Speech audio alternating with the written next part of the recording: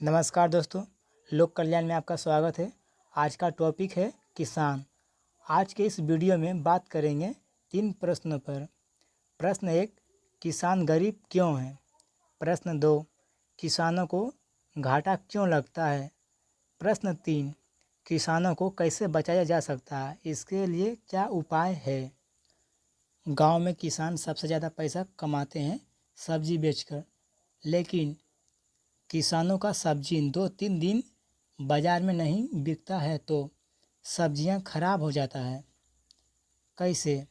सब्जियां 2-3 दिनों में कैसे खराब हो जाता है?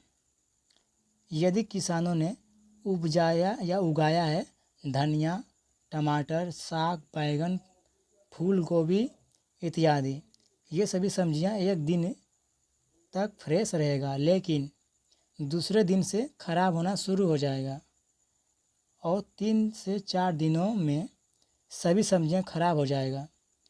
खराब होने के बाद इसे कोई ग्राहक खरीदेगा नहीं। ग्राहक नहीं खरीदेगा तो किसानों को घाटा लगेगा, तो किसान ज़्यादा सब्जी आगे बार से बोएगा नहीं। जब ज़्यादा सब्जी नहीं उपजाया जाएगा तो महंगाई बढ़ेगा तो लोगों को महंगी सब्जी खरीदना पड़ेगा।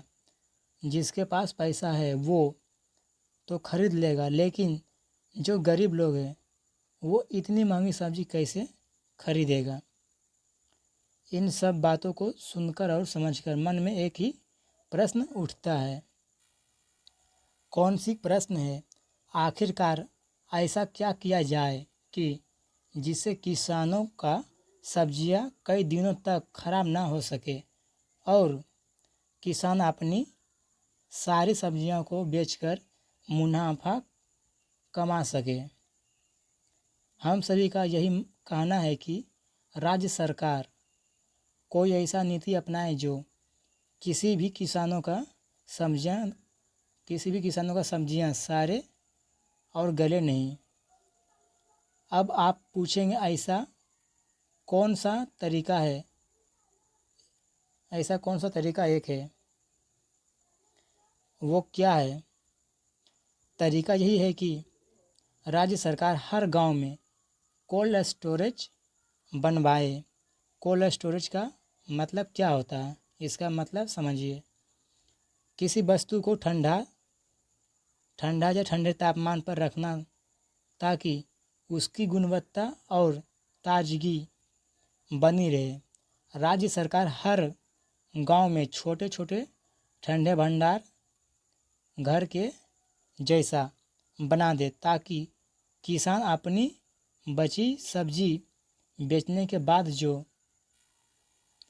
सब्जियां या फल बच जाएं तो उसे कोल्ड स्टोरेज में रख दिया जाएगा और अगले दिन किसान अपने सब्जी या फलों को जो भी है किसान बेचता रहेगा। ना सब्जी खराब होगा, ना किसानों को घाटा लगेगा और महंगाई भी नहीं बढ़ेगा।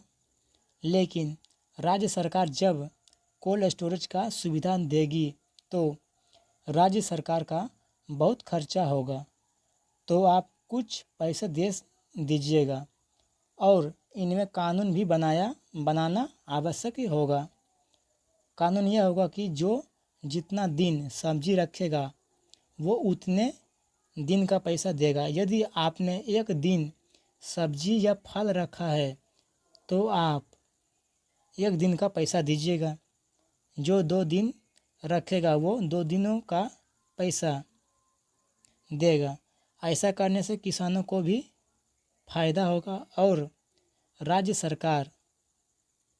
सरकार को कोई भी परेशानी नहीं होगा।